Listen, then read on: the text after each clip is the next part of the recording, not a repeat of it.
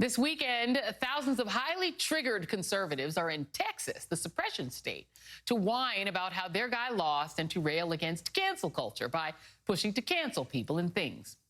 Don't expect much talk about how they lost the Senate, House, and the White House in the span of one presidential term under their Mango Mussolini. This weekend's tent revival is a veritable who's who of conservative snowflakes, like rotting tree puncher and part-time North Carolina Congressman Madison Cawthorn, Colorado gun Zoom background enthusiast and Congresswoman Lauren Boebert, and Texas Congressman Ronnie Jackson, who, after an investigation, was found to have run a hostile and booze-laden work environment when he was the White House physician, which he denies. Donald Trump Jr., the perpetual man-child desperate for daddy's attention and the love Donald Sr. will never give him, was the featured speaker today. But much like his name, he's second fiddle to his orange-hued papa, who's set to speak on Sunday afternoon.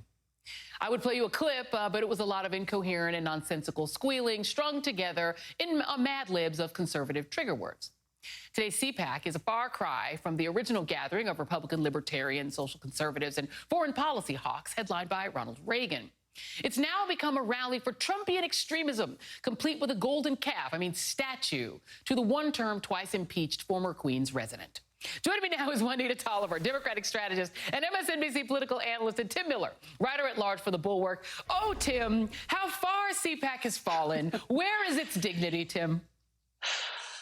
Well, first, Joy, in case any of your viewers are also having this experience, I swore we just did this. Like, I said to Google it earlier this week when I got an email. I was like, didn't we just have this? And you know, if you were a soulless, money-grubbing grifter, you would want to be reanimated as Matt Schlapp, because he has apparently found a way to make Cpac happen more than once a year now. It's like quarterly. You know, it's unbelievable. So yeah, look, it is a big change. There are three issues on the table down in Texas today. It is making sure that Nazis have free speech online, making sure that woke teachers do not have free speech in the classroom, and imaginary voter fraud. That's it. Yeah, that's it. You talked about the old three-legged stool. You know, obviously there can be disagreements on the policy back in the day on social conservatism, national security, economic conservatism, but we certainly are a far cry from that. Yeah, every day is Cpac. I don't know if anybody told you, Tim, but it's like we're in hell. Every day is Cpac forever for the rest of our lives. Yeah, that's right.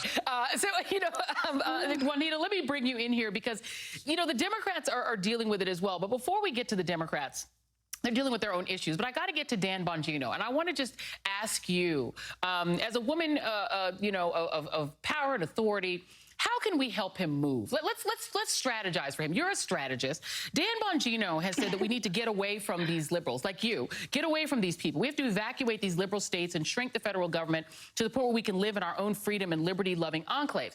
As a Democratic strategist, how can we pack him up and his friends and get them the hell on? Joy, as my grandma would say, don't let the door hit you. Like, deuces, get gone now. Literally, this is the ultimate reversal of woe is me. And even in his diatribe that he delivered on his radio show, he literally went from aggressively attacking progressives and calling us thugs and liars to saying, okay, I need a safe space now. And I'm just like, my head's spinning, even trying to listen to the incoherent thoughts that he was spewing. But correct me if I'm wrong, Joy, but this is a commentator who spews hate and lies on a regular basis, almost daily basis, now claiming that he needs a safe space after calling that, even questioning that concept for years and laughing at the concept. Now he's so fragile. Now he needs to run and hide and he needs protection, when the reality is, I'm ready to be done with you. Just move go. As far away as you can. Move, go, bye. Nobody's saying stay, brother. Nobody's like, oh, won't you please stay? We're like, go. Go wherever you're going. Just make it fast. Go let Ted Cruz help you. He knows how to get to Mexico. All right, let's go on to Stephen Miller. Definitely can help him book a flight.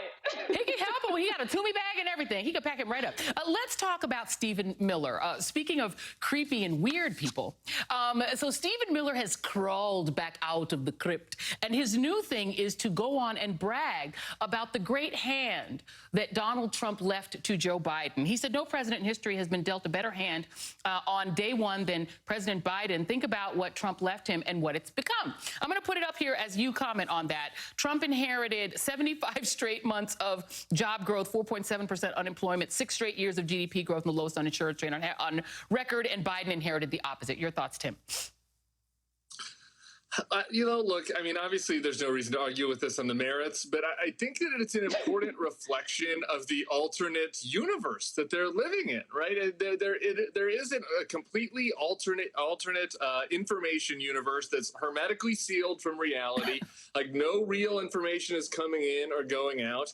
And it's dangerous. I mean, this is, you can tie everything back to 1/6, right? I mean, this is how you get people believing that the election that they lost, they actually won. The climate change isn't happening. It's part of the new information kind of ecosystem, and it's actually really incumbent on us to try to pop that bubble in different ways possible, and that's going to be important both for our polity, just our nation, but also for the Democrats strategically, because he can say that stuff because they believe it, right? Because that they're just living in a world where that is true for them. Things were so great for Donald Trump, and he left Joe Biden this amazing economy. He can get away from saying that because they're not listening or looking at the stats or getting other news information into their bubble. Yeah, they're soon going to be getting their weather from Fox News. They're going to be going outside with no raincoats in storms and stuff because they're just going to believe that ain't real rain. That's like a lie from the right, a lie from the libs. Let's talk about the Supreme Court, Juanita, because this is the challenge the Democrats are having, is that I don't think any of them really understand what's happening that work in Washington. I think they think that everything's fine and that, like, these Republicans are basically just iterations of Ronald Reagan. They don't understand fascism is real. And so there's now a Dear Colleague letter that was written by Chuck Schumer, Majority Leader Schumer, just kind of inching Breyer out the door. It doesn't seem like Breyer is in a hurry. He's probably like, no, I'm good here. And if anything happens to me, you guys will just get a 7-2 court. Your thoughts? That's exactly right. That's exactly right, Joy. I feel the pressure. I'm surprised at the lack of discretion here from Schumer, but I definitely see the pressure. I'm not sure Breyer's going to take it. He is fine. He is comfortable. He is healthy more than anything. So he's probably like, I'm just going to ride this out. But we know that pressure is growing. We know that progressive groups, even last month, released an ad from Demand Justice saying, hey, Breyer, make room so that we can have the first Black woman ascend to the Supreme Court while Democrats have control of the Senate. And so Democrats are right to feel the pressure. Schumer's right to feel the pressure. But I'm surprised at the lack of discretion on display here, Joy. I feel like this is the most explicit, hey, sir, your time's up. Come on out. We have the majority. And I feel like Schumer's definitely looking at the clock to 2020, realizing that the clock is ticking on what Democratic control of the Senate could look like. I hope that he is looking at the clock, Tim, because the thing that scares me about Democrats right now is what I feel like is a lack of urgency. And I don't know if you feel the same way watching them. Well, look, I think that's certainly true on Breyer. Just really quick on that. I mean, Mitch McConnell said that, even in 2023, he wouldn't promise to fill the seat, right? And so I think that the Democrats, actually, the Senate maps are better than the House. Chuck Schumer could keep control of the Senate, and at that point would be moot. But time is ticking to January 2023.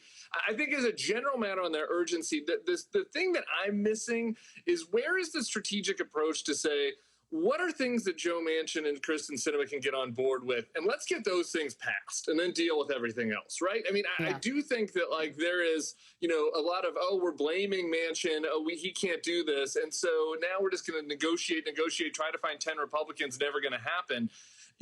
Rather than saying, hey, maybe we can get, not everything that we want, but at least get some points on the scoreboard here, while we know we have control of all three branches. I'm surprised we haven't seen that. Maybe that's what they move to in the fall, but time is ticking on that. I think he wants his Koch brothers Jr. Birdman badge. I think that's what he's looking for. Juanita Tolliver and Tim Miller, thank you all very much. And a ticket to Cpac.